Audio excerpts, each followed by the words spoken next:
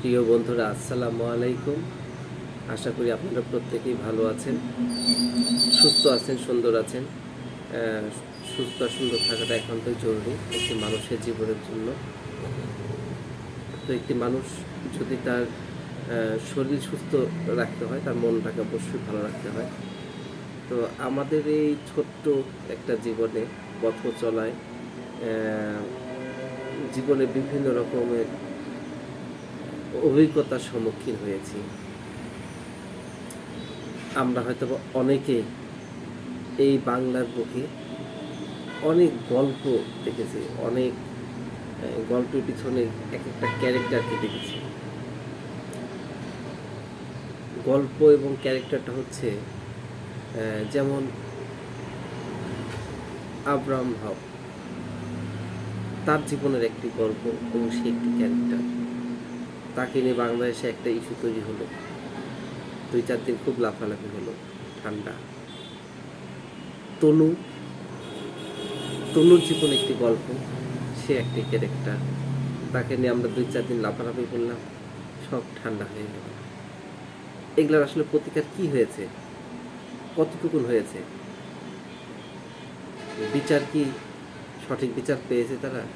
এরকম কিন্তু অসংখ্য গল্প বর্তমানে বাংলাদেশে এখন যে রানিং এটা চলতেছে সেটা হচ্ছে লিটন সামান্তার।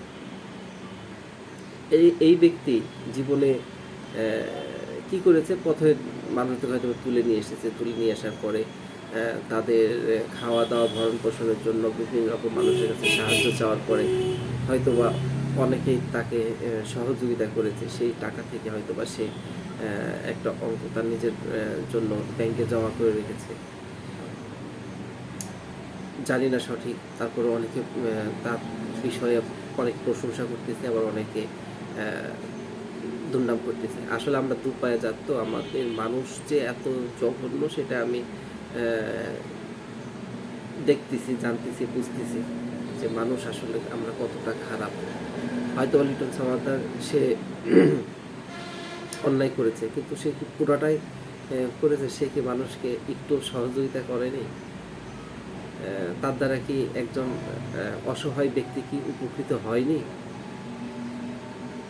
তারপরেও আসলে এইসব বিষয় ধোঁয়াশা থেকে যায়, লজ্জা লাগে এইসব বিষয় নিয়ে। আর এইসব আমি তো অত আসলে ট্যালেন্ট না যে এইসব বিষয়ে কথা বলবো। আর আমরা বাংলাদেশের নাগরিক এতটাই না যে আমরা স্বচ্ছ বিচার পাবো। তো ঘরের ভিতরে 4 দেয়ালের ভিতর থেকে তাকে হচ্ছে হয়তো বা রিমান্ডে নিয়েছে, তারপরেও তার মুখ থেকে যে সকল কথা, এগুলো তো আসলে যে প্রশাসন আছে সেই বলতেছে। তো এটা কতটুকু সত্য, এটা আসলে জনগণ বুঝে কতটুকু সত্য হচ্ছে, কতটুকু অসত্য হচ্ছে। তো একটা একটা বিষয় কিন্তু এই লিটন সামাদারের জন্য ধামাচাপা খেয়ে যাচ্ছে। সেটা হচ্ছে কয়েকদিন আগে ক্লাস 3-তে পড়া একটা মেয়ে, সে কিন্তু ধর্ষণের শিকার হয় এবং তাকে মেরে ফেলা হয়। তো আমাদের দেশের, আমাদের বাংলাদেশের সরকার প্লাস প্রশাসন, তাদের কি ক্ষমতা আছে? আমার জানা মতে তাদের কোনো ক্ষমতা নেই। যদি ক্ষমতা থাকতোই, তারপর যদি মানুষ হইতো, তাহলে এই অমানুষটাকে বাংলাদেশের মানুষের সবার সমক্ষে যদি তার একটা বিচারিক ব্যবস্থা করা যেত, এমন বিচার করার ক্ষমতা আমাদের দেশে কোনো প্রশাসনের নাই, কিংবা আমাদের দেশের সরকার যে নির্দেশ দেবে তাও নাই, করতে পারবে না, করবে না। তো যখন এরকম বিচার ব্যবস্থা হবেই না, তাহলে এরকম চলতেই থাকবে। আর আপনি 4 দেওয়ালের মধ্যে তাকে ফাঁসি দিবেন, আমরা অপরাধীরা যদি না দেখতে পাই, আমাদের মধ্যে মধ্যে ভয়টা কিভাবে কাজ করবে? কোনো ভয়ই কাজ করবে না। তো আসলে এই ধরনের সাজার কোনো মানেই হয় না। এই যে ছোট্ট বাচ্চাটাকে যে মেরে ফেলা হয়েছে, তার বাবা মা, তার আত্মীয় স্বজন, ইসলামিক দৃষ্টিতে যেভাবে শাস্তি দেওয়া দরকার এভাবে যদি দেওয়া যায়, আশা করি 99% এই ধরনের অপরাধ নিশ্চিহ্ন হয়ে যাবে। তো আমাদের মতো জঘন্য নগণ্য মানুষ এসব বিষয় বললে, এইসব বিষয় কখনোই তারা গ্রহণ করবে না। কিংবা করার ক্ষমতাও নাই। আমি এটাই বলবো, করার ক্ষমতা নাই। করার ক্ষমতা থাকলে তাদের বিচার হয়ে যাবে। কারণ আমাদের দেশের আইন ব্যবস্থা খুবই দুর্বল। আমরা যারা সাধারণ জনগণ তারা কিন্তু পুলিশ প্রশাসন বা আইনের লোকদেরকে ভয় পায় অন্য কারণে। ভয় পায় একটা কারণেই যে কখন যে আমাদেরকে ফাঁসিয়ে দেয়। এরকম অহরহ কাহিনী আছে, ভালো মানুষকে বিভিন্ন রকমের দিয়ে ফাঁসিয়ে দিয়ে তারা টাকা ইনকাম করে খায় অহরহ। আহ, সবার কথা বলবো না, দেখা যাচ্ছে একটা গাছে ভালো পাতাও থাকে, পোকা খাওয়া পাতাও থাকে। তো সবাইকে আসলে দোষ দোষ কিন্তু আমি দিচ্ছি না। এরকম অহরহ গল্প আছে, অহরহ মানুষ আছে। আর কইবে না বা কেন? কারণ একটা চাকরির জন্য যদি 20,000 20 লাখ 25 লাখ 30 লাখ 10 লাখ ঘুষ দিয়ে চাকরি করে, সে টাকাটা তো তুলতে হবে। কিন্তু টাকাটা তুলতে গিয়ে কিন্তু আমাদের মতো অসংখ্য অসহায় মানুষ হয়রানির শিকার হয়। তো আমার কথা বলাটা আসলে কতটুকু ভালো হলো কি মন্দ হলো জানি না, বুঝতে পারছি না। আমার সাথে একমত আছেন কিনা আপনারা?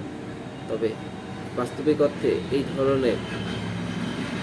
ধরনের বদমাইশদেরকে জনসমক্ষে যদি সাজা দেওয়া যায়, তাহলে 10 জন অপরাধী কিন্তু একটু হলেও চিন্তা করবে যে এই অপরাধের এই সাজা, বাবা এই অপরাধ আমি করতে পারবো না। অনেকাংশেই, প্রায় অনেকাংশেই, সম্পূর্ণ যে নির্মূল হবে তা না। কারণ মানুষের মধ্যে যখন শয়তান ভর করে তখন তার হিতাহিত জ্ঞান থাকে না।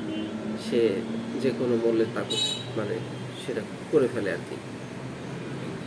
তো আশা করা যায় এই যে ছোট্ট বাচ্চাটা যে অন্যায় শিকার হয়েছে, তার সাথে যদি সঠিক বিচারটা হয় আর জনসমক্ষে যদি তার সাজা দেওয়া হয়, তাহলে আমি আশা করি যে এই অপরাধীরা তারা বুঝতে পারবে যে এই অপরাধ করলে এতখানি সাজা পাওয়া যাবে। অতএব তারা অপরাধ থেকে কিছুটা হলেও একটু মনটাকে ফিরিয়ে নেবে কিংবা বিরত হওয়ার চেষ্টা করবে। আশা করি আমার বিষয়গুলো বুঝতে পেরেছেন। সবাই ভালো থাকবে। আসসালামু আলাইকুম ওয়া রাহমাতুল্লাহি ওয়া বারাকাতুহু।